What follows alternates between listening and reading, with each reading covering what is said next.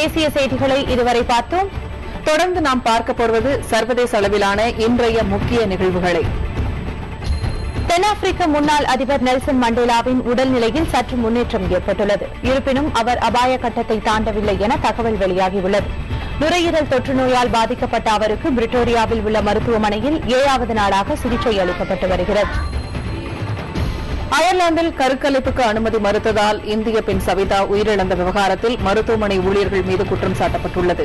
சவிதாவுக்கு அளிக்கப்பட்ட மருத்துவ சிகிச்சை பற்றிய விசாரணை அறிக்கையில் சவிதாவின் உடல்நிலையை மருத்துவமனை ஊழியர்கள் கணிக்க தவறிவிட்டதே உயிரிழப்புக்கு காரணம் என தெரிவிக்கப்பட்டுள்ளது.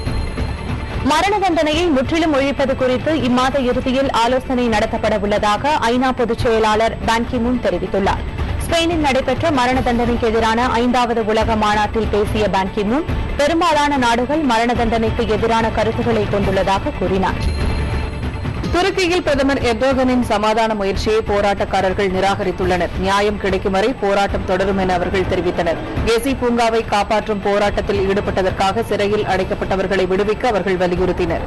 இதற்கிடையே அங்காராவில் உள்ள குகுலு பூங்காவில் போராட்டம் நடத்தி வந்தவர்கள் காவல்துறையின் எச்சரிக்கையை அடுத்து கூடாரங்களை அகற்றினர். 2050 உலக மக்கள் தொகை 960 கோடியை எட்டும் என ஐநா சபை கணித்துள்ளது. தற்போது உலக மக்கள் தொகை 720 கோடியாக உள்ளது. அடுத்த 12 ஆண்டுகளில் மட்டும் மக்கள் தொகை 100 கோடி அதிகரிக்கும் என ஐநா அறிக்கையில் கூறப்பட்டுள்ளது. 2028 மக்கள் தொகையில் சீனாவை இந்தியா முந்தும் என்றும் ஐநா அறிக்கை தெரிவிக்கின்றது.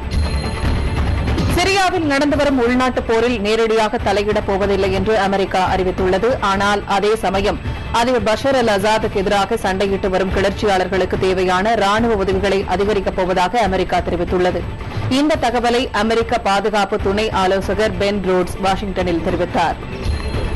பிரேசிலில் பேருந்து மற்றும் ரயில் கட்டணங்கள் உயர்த்தப்பட்டதை கண்டித்து நடைபெற்ற போராட்டங்கள் கலவரமாக மாறின. ஆயிரக்கணக்கான மக்கள் வீதிகளில் இறங்கி 4வது நாளாக போராட்டம் நடத்தி வருகின்றனர். அவர்கள் மீது காவல்துறையினர் கண்ணீர் புகை குண்டுகளை வீசினர். இந்த நிலையில் கட்டண உயர்வை திரும்பப் பெற முடியாது என பிரேசில் அரசு அறிவித்துள்ளது. அமெரிக்காவின் உளவு திட்டங்களை அம்பலப்படுத்திய எட்வர்ட் ஸ்னோடென் மீது குற்றவியல் விசாரணை நடைபெற்று வருகிறது. இதனை FBI இயக்குநர் ராபர்ட் முல்லர் தெரிவித்தார்.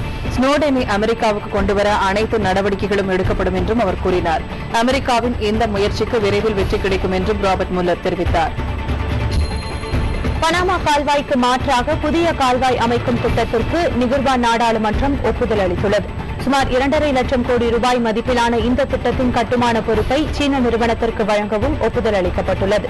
இத்திட்டத்தை செயல்படுத்துவதன் மூலம் நிகர்வா நாட்டின் பொருளாதாரம் மேம்படும் என்று நம்பப்படுகிறது.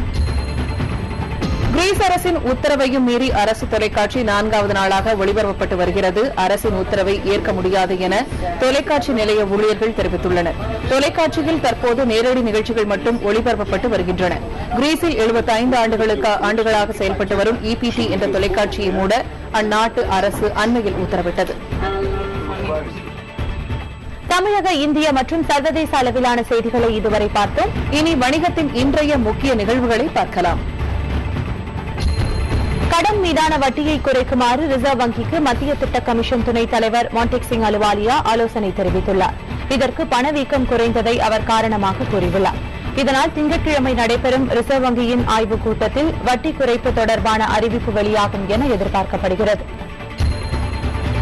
செல்போன் கோபுரங்கள் மற்றும் செல்போன்களின் கதிர்வீச்சு குறித்த ஆராய்ச்சிகளை வரவேற்பதாக மத்திய அரசு அறிவித்துள்ளது. உடல்நிலை, மரபணு, சுற்றுச்சூழல் உள்ளிட்டவற்றை கதிர்வீச்சுகள் எந்த வகையில் பாதிக்கிறது என்பதை கண்டறிய இந்த நடவடிக்கை மேற்கொள்ளப்பட்டுள்ளது. ஆராய்ச்சி செய்ய முன்வருபவர்களுக்கு நிதியுதவி அளிக்கப்படும் என மத்திய அரசு அறிவித்துள்ளது. 2011-12 நிதியாண்டில் வெளிநாடுகளுக்கு அனுப்பப்பட்ட 3,56,000 கோடி ரூபாய்க்கு வரி பிடித்தம் செய்யப்படவில்லை என்ற தகவல் வெளியாகியுள்ளது. வங்கிகள் மூலமாக இந்த பண பரிவர்த்தனை நடைபெற்றிருப்பதாக தெரிவித்துள்ள வருமான வரித்துறை இது தொடர்பான விவரங்களை ஆய்வு செய்து வருகிறது. குறிப்பாக அந்த நிதியாண்டில் வெறும் 12,000 கோடி ரூபாய்க்கு மட்டுமே வரி பிடித்தம் செய்யப்பட்டுள்ளது. ஒன்றுக்கும் மேற்பட்ட வழிகாட்டு அமைப்புகள் இருப்பதே நிதி மோசடிகள் பெருக காரணம் என நிதி சேவை சட்ட திருத்த ஆணைய தலைவர் ஸ்ரீகிருஷ்ணா தெரிவித்துள்ளார். நடவடிக்கை எடுக்க வேண்டிய ஆணையங்கள் பொறுப்பை தட்டிக் கழிப்பதாகவும் அவர் குற்றம் சாட்டினார். அனைத்து நிதி சேவைகளையும் வழிநடத்த ஒரே ஆணையம் வேண்டும் என்றும் அவர் வலியுறுத்தினார். தொலைத்தொடர்பு துறையில் 100% அந்நிய நேரடி முதலீட்டை அனுமதிக்க அத்துறைக்கான குழு பரிந்துரைத்துள்ளது. தற்போதுள்ள 74 விழுக்காடு என்ற அந்நிய முதலீட்டிற்கான உச்சபட்ச வரம்பை உயர்த்தினால் தொலைத்தொடர்பு நிறுவனங்களின் நிதி நெருக்கடிக்கு தீர்வு ஏற்படும் என அந்த குழு தெரிவித்திருக்கிறது. இது தொடர்பாக ஜூலை 2ஆம் தேதி நடைபெறும் தொலைத்தொடர்பு ஆணைய கூட்டத்தில் முக்கிய முடிவு எடுக்கப்படும் என தெரிகிறது. சிமெண்ட் விலையில் ஏற்பட்டுள்ள திடீர் உயர்வு கட்டுமான தொழிலில் பெரும் பாதிப்பை ஏற்படுத்தியுள்ளது. தமிழகத்தின் சிமெண்ட் உற்பத்தி நிறுவனங்கள் அனைத்தும் சில்லறை விலையை மூட்டை ஒன்றுக்கு 25 ரூபாய் வரை உயர்த்தியுள்ளன. கடந்த வாரம் 300 ரூபாய் வரை விற்கப்பட்டு வந்த ஒரு மூட்டை சிமெண்ட் தற்போது 325 ரூபாயாக அதிகரித்துள்ளது. மஞ்சள் விலை வரலாறு காணாத அளவுக்கு குறைந்துள்ளது. இதனால் ஈரோட்டில் மஞ்சள் ஏலம் அடுத்த வாரம் நடைபெறாது என அறிவிக்கப்பட்டுள்ளது. 2 ஆண்டுகளுக்கு முன் ஒரு குவிண்டால் 17,000 ரூபாய்க்கு விற்ற மஞ்சள் தற்போது 6,000 உள்ளது. செலவை ஈடுகட்ட முடியாததால் மஞ்சளை விற்க விவசாயிகள் தயங்கி வருகின்றனர்.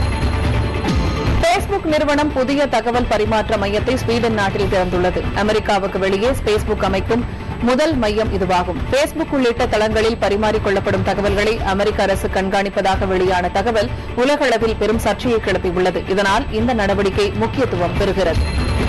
பணவீக்கம் குறைவு, வங்கிக் கடன் வட்டி குறைக்கப்படலாம் என்ற எதிர்பார்ப்பு ஆகியவற்றால் பங்கு முதலீட்டாளர்களிடம் இன்று உற்சாகம் ஏற்பட்டது.